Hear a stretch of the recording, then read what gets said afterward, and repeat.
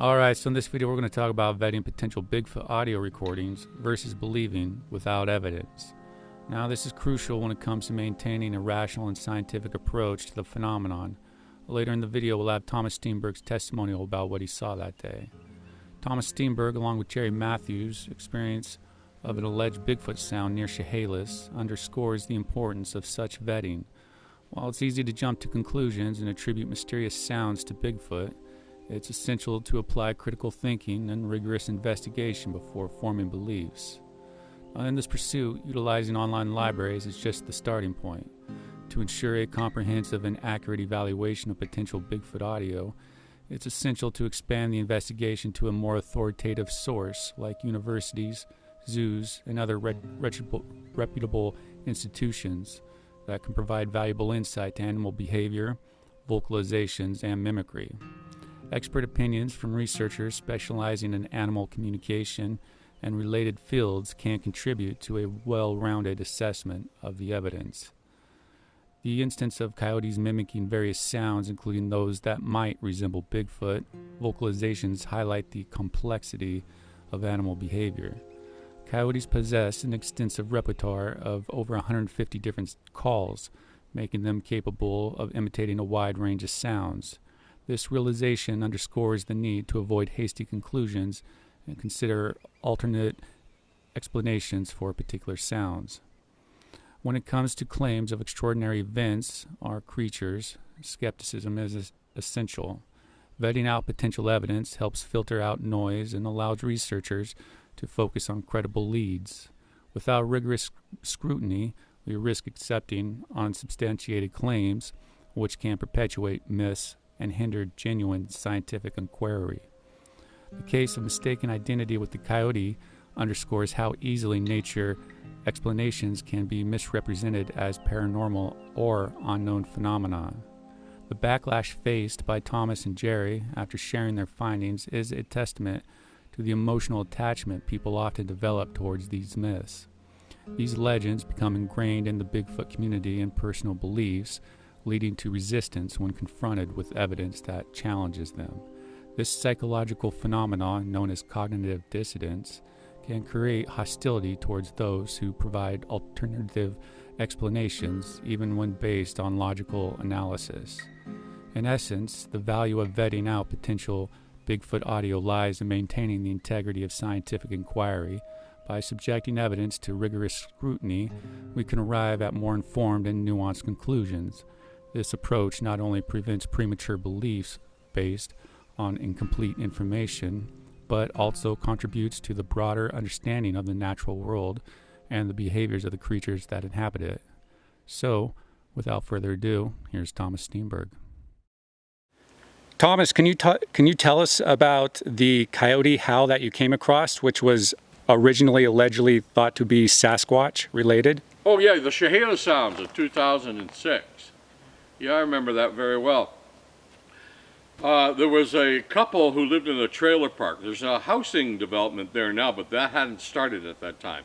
On an area known as the Chehalis Flats, just outside the Chehalis Reserve, on the Harrison River, the heart of Sasquatch country, where the name Sasquatch was first coined in 1929. That's where the name comes from. An old couple there saying something is making these screaming noises out in the flats. And the late John Green suggested to them, put your camcorder out next time it happens. They go, and he naturally said, why? It's dark out, you can't see anything.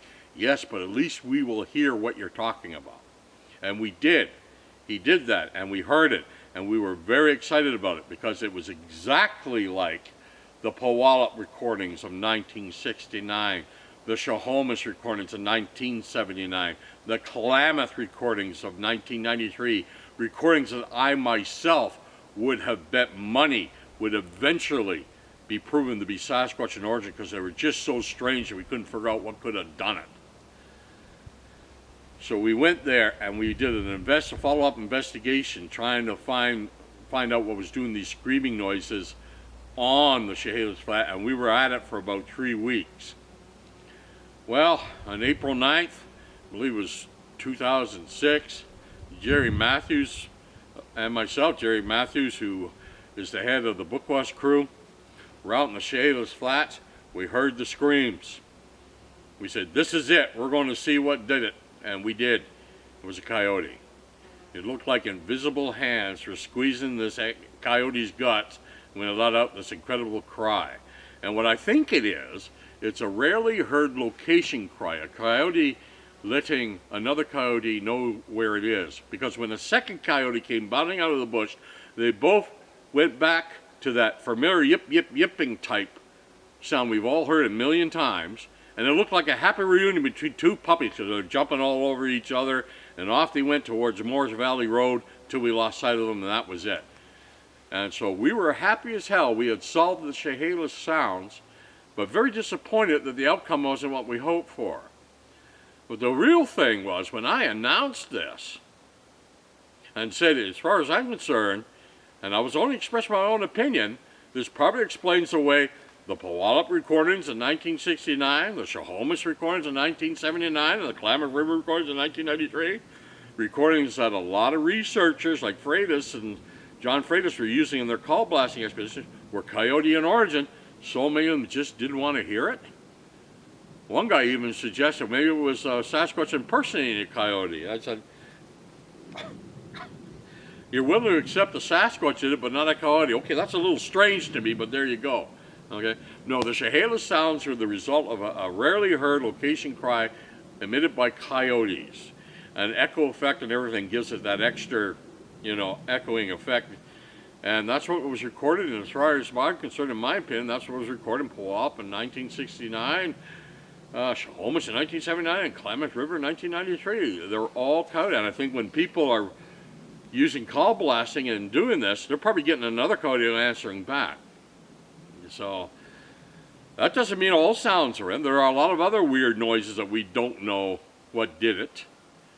The best example I know of is the Lummi Reserve recordings in 1975, recorded by Deputy Kenny Cooper. I'd still like to know more about those. But those Chehalis recordings and the chehalis flats recordings, coyote. I just state the facts as I saw them.